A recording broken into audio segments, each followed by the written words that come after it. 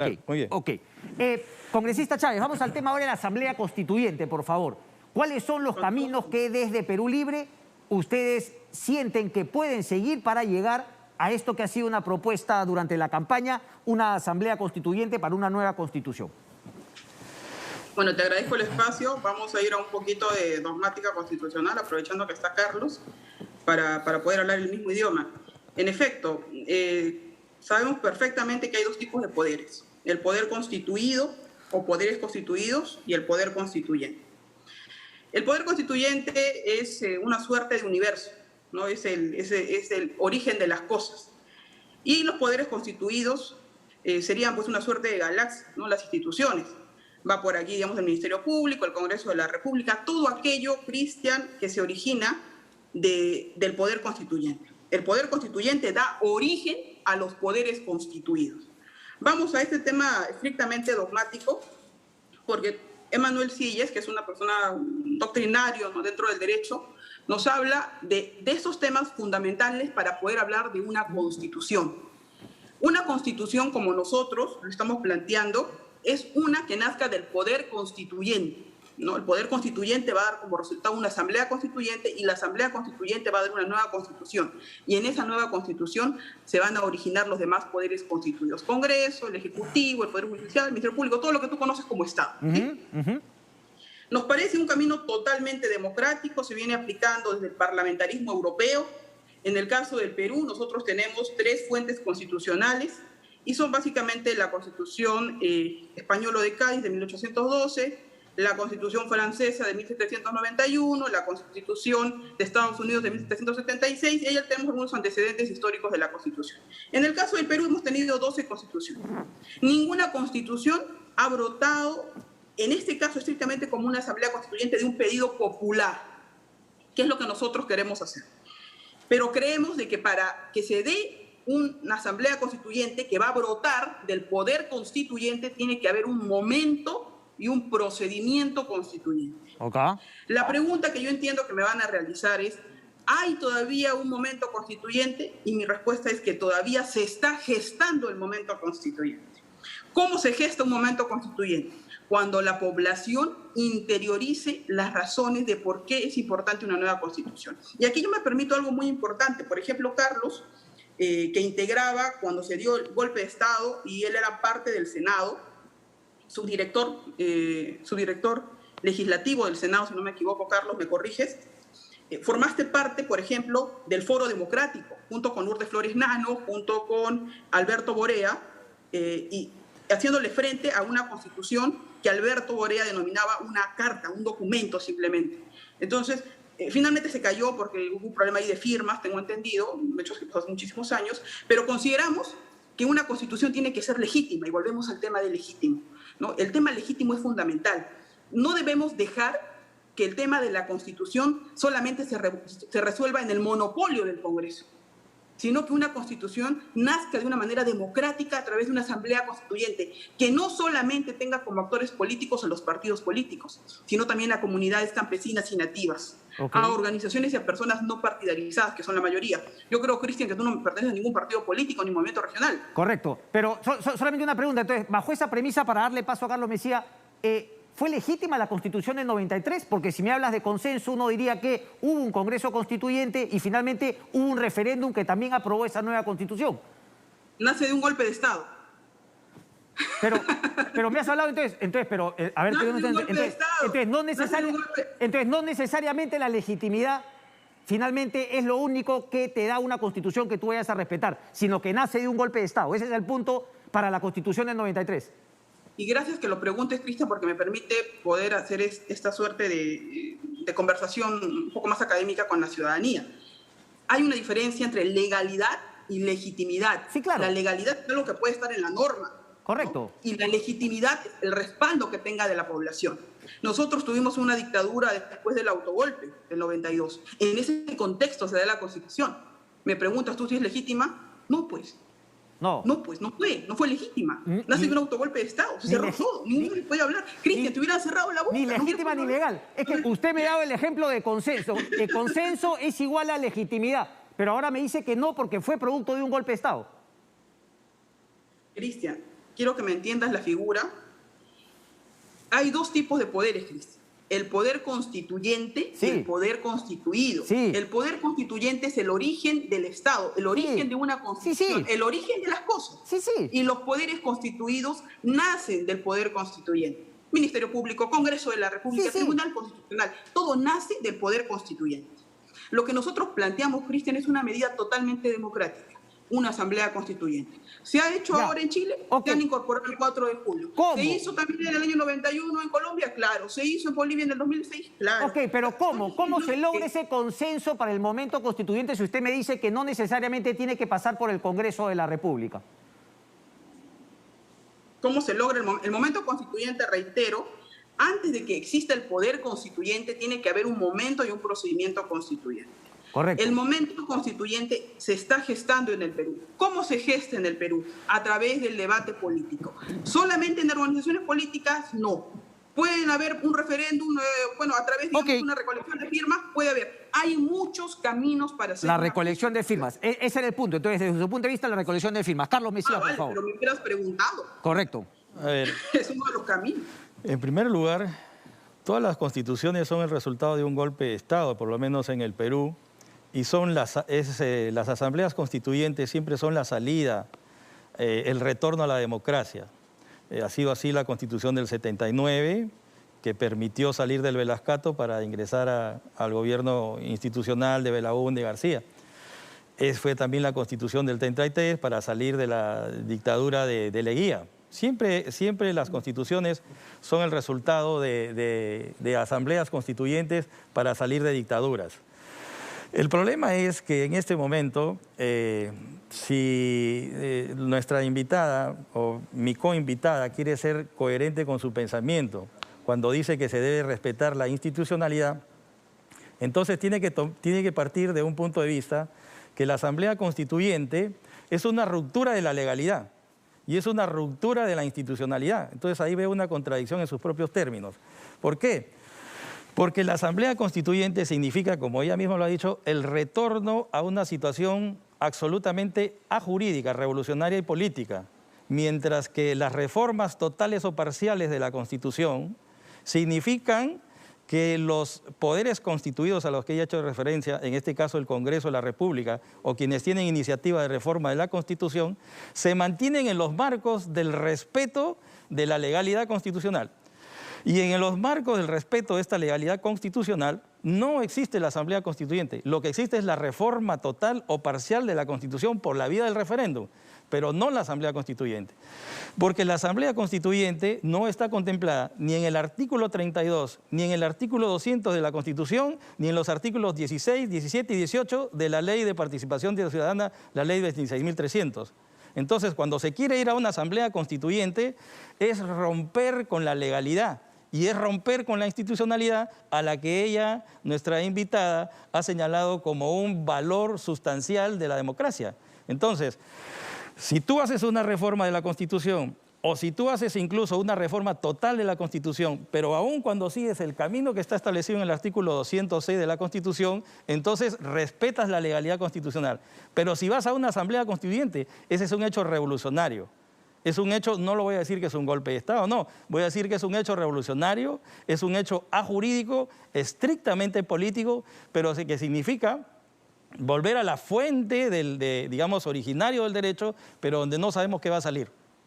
De ahí puede salir comunismo, socialismo, capitalismo, no sé qué pueda salir de ahí, y lo que vamos a tener es un país paralizado, es un país donde no va a haber inversión, no va a haber trabajo, y entonces, y sobre todo lo importante que tenemos que saber es, cuando se va a una Asamblea Constituyente, y como ella ha hablado de seriedad, lo primero que tenemos que preguntarle es dónde está la propuesta de Constitución que nos quiere entregar el Partido Perú Libre para empezar a leerlo. Te quiere hacer una pregunta, congresista Chávez, dele por favor.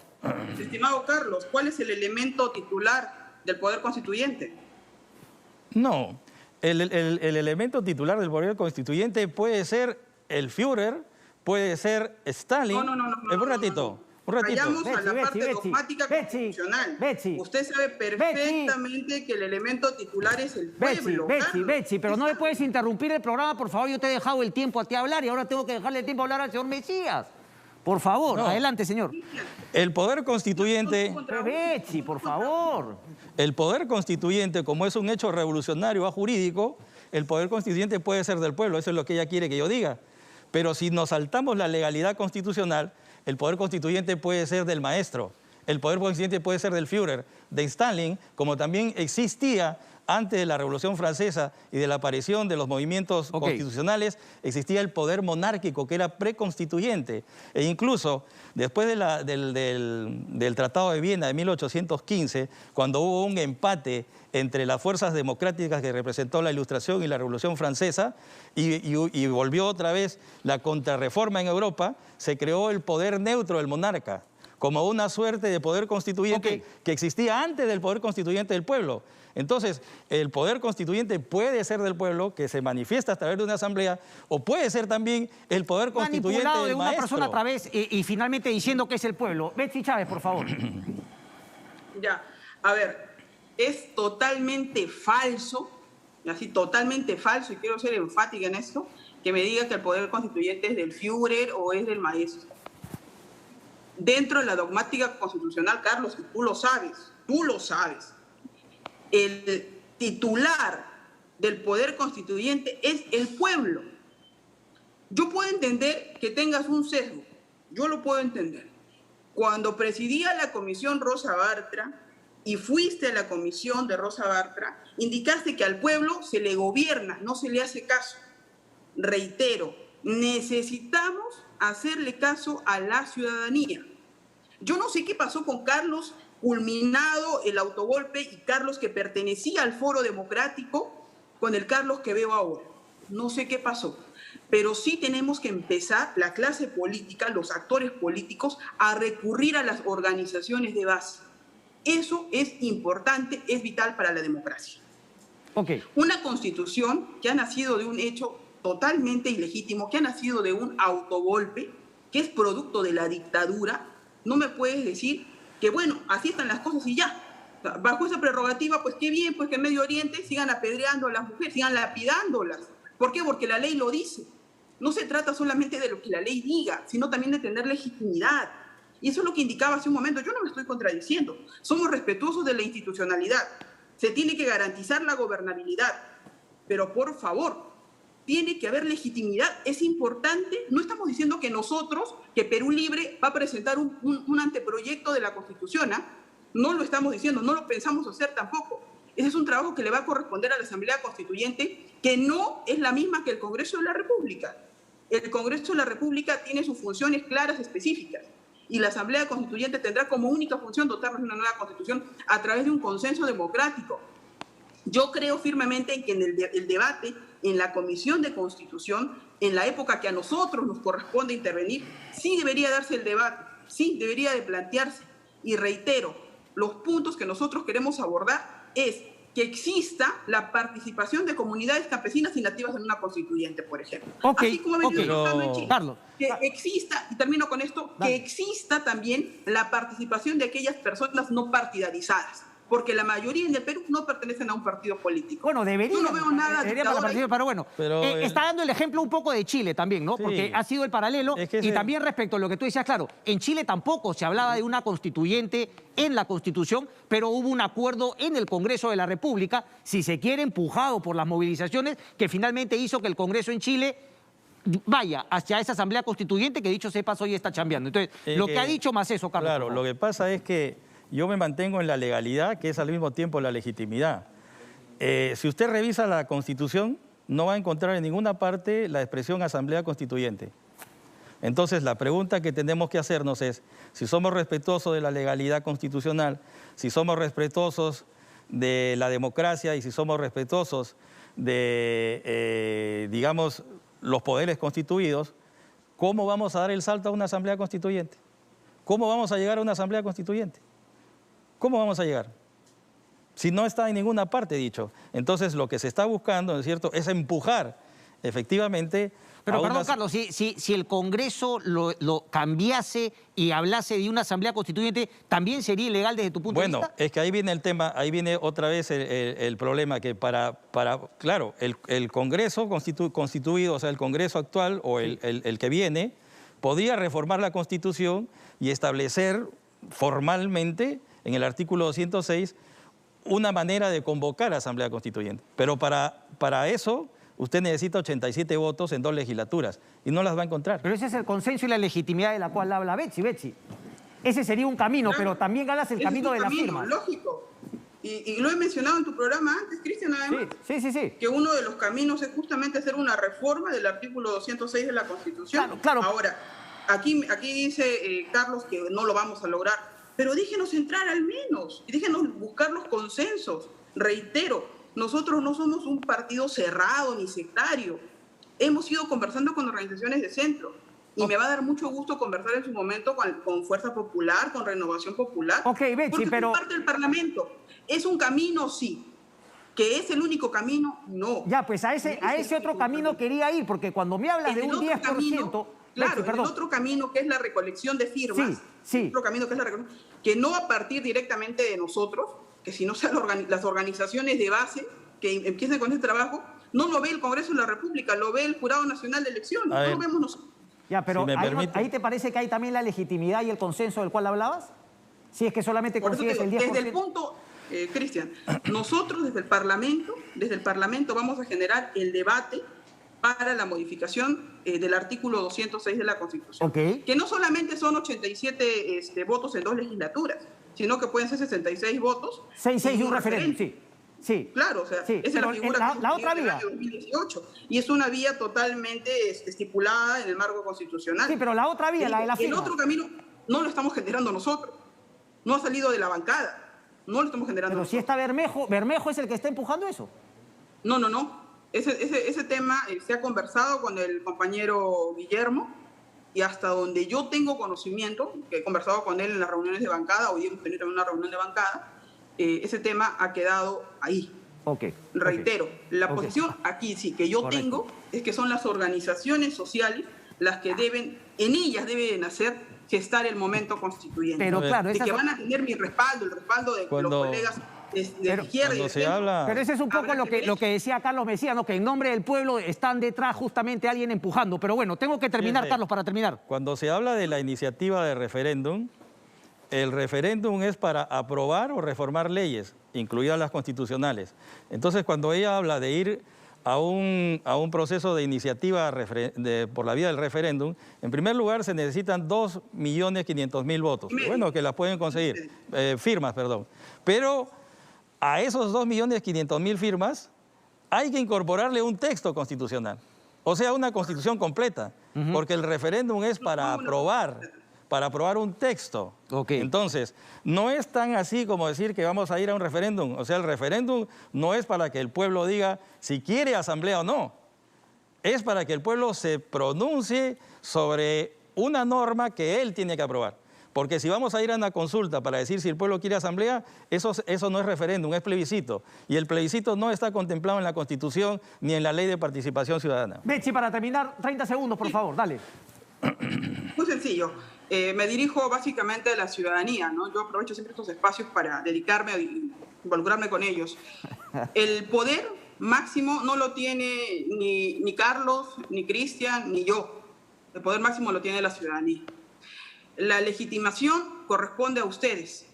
Entonces les pido que el debate empiece desde los hogares, desde las casas. El compromiso es actuar siempre de la mano con la población, no por encima de ella, sino con ustedes. Muchas gracias, Cristian. Muchas gracias, Carlos. Pero usted es la representante justamente de esa ciudadanía. ¿Usted se identifica como representante de una parte de la ciudadanía ahora que es representante en el Congreso, Betsy?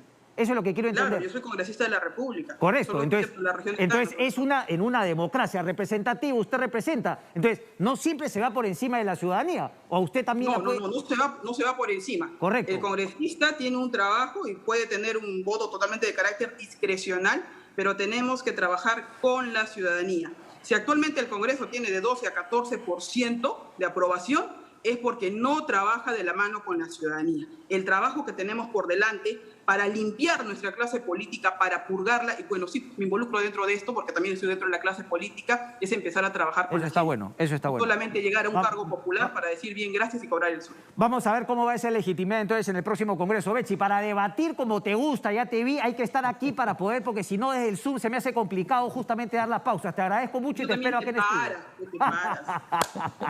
Chao, Betsy, gracias. Carlos Mesías, gracias, maestro. Gracias, Carlos. Gracias. Chao, chao. Chao, gracias. Bien, gracias, doctor. Carlos Mesías. Bien. Mira, hablando justamente de cambios, ¿ya? Reformas de la Constitución de 1993, 51 artículos modificados y claro, toda esta serie de reformas que se dieron en los últimos años. Quédate aquí conmigo, quédate acá justamente con el cuadro. Del 11 del título Estructura del Estado, en que claro, ahí está muy generalizado, ¿no? 7 del título Persona y Sociedad, Disposición Transitoria Especial y la supresión de firma de Alberto Fujimori. Esos detallitos también, ¿no? Esos detallitos de la supresión. A ver, ¿qué más? No, esto es, ¿no? Esto es. Claro, ahí está, reforma de la Constitución. Pero el último es donde estaba justamente la información que tenía, ¿no? Por ejemplo, la muerte civil, muchas de las reformas que se hicieron también antes justamente de la disolución del Congreso. Recordemos ese paquete de reforma política que se trabajó primero, ¿no? en una comisión y que luego fueron a parar y que claro, que vino también con la presión de Martín Vizcarra para con el Congreso de la República. Aunque no fue eso, porque se avanzó rápidamente, incluso a pesar de que algunos decían que no tanto, pero lo que finalmente definió la disolución fue el tema del Tribunal Constitucional, lo mismo que ha ocurrido el día de hoy. Tenía el tema de la muerte civil, no me acuerdo cuáles otras eran importantes, pero bueno, necesito mis hojitas, por favor, tráeme mis hojitas acá un ratito. Vamos con tranquilidad. Vamos a presentar